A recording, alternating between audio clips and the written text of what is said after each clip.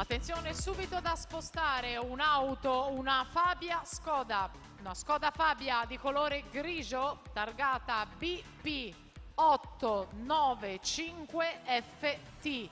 Ripeto, una Skoda Fabia grigia, targata BP 895FT, subito da spostare. Grazie.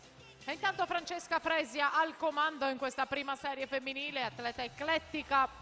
La Ligure è stata sesta finalista in Coppa Komen nella rana e nei misti con la nazionale giovanile, vice campionessa italiana giovanile in carica dei 200 misti e 200 rana. Stesso bottino ai categorie estivi, argento nei 200 misti e 3 bronzi, 200 d'orso, 400 misti e 200 rana.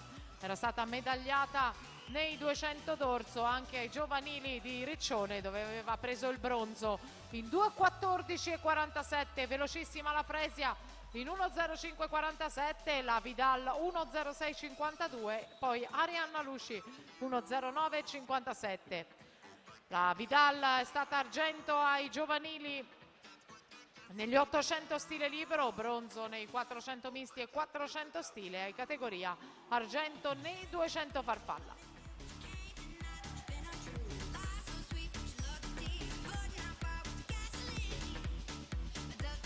Ora davanti Francesca Fresia, 1:40:07 per lei, un intermedio in questi terzi 50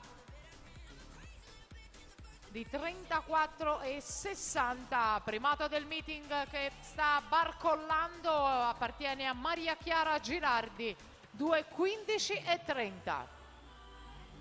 Dovrebbe arrivare al primato Francesca Fresia, meno di cedimenti, con in seconda posizione solida la Scar Elisa Vidal. Andiamo a vedere il tocco e il crono di Francesca Fresia, 2:14:50 per la portacolori del Team Italia, che aveva nuotato più o meno lo stesso tempo a Riccione nella primavera scorsa.